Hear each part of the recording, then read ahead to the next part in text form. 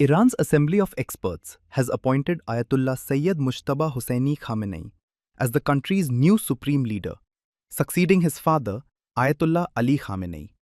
The decision was taken by the 88-member clerical body responsible for selecting Iran's top authority, after the former leader was killed in strikes by the United States and Israel. Mujtaba Khamenei, a mid-ranking cleric with close ties to the Islamic Revolutionary Guard Corps, had long been viewed by parts of Iran's ruling establishment as a possible successor. State television announced the decision in a statement. این مجلس پس از بررسی‌های دقیق و گسترده و استفاده از ظرفیت اصل 108 قانون اساسی مطابق با وظیفه شرعی و اعتقاد به حضور در محضر خداوند متعال در اجلاسیه فوق العاده امروز آیت الله سید مجتبی حسینی خامنه‌ای حفظه الله تعالی را بر اساس رأی قاطع نمایندگان محترم مجلس خبرگان به عنوان سومین رهبر نظام مقدس جمهوری اسلامی ایران تعیین و معرفی می‌نماید.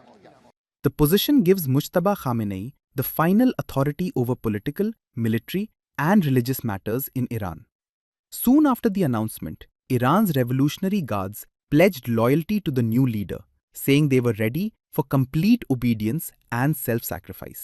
Iranian President Masoud Pezeshkian also congratulated Mujtaba Khamenei on the appointment, describing it as a new era of honor and authority for the Iranian nation.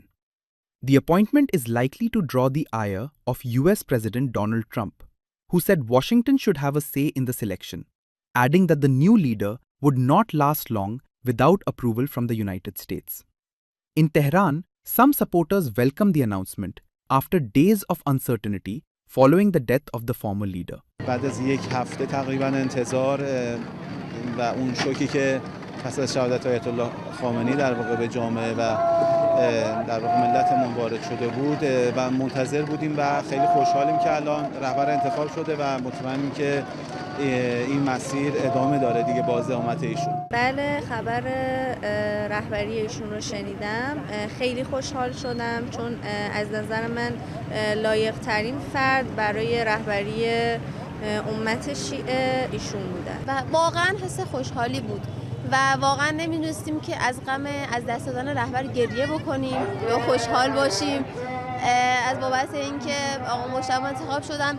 آقا مجتبی واقعا مثل پدرشون و واقعا لایق ترین و شبیه ترین کسی که ممکن بود در بین اعضا انتخاب بشه واقعا آقا مجتبی بود.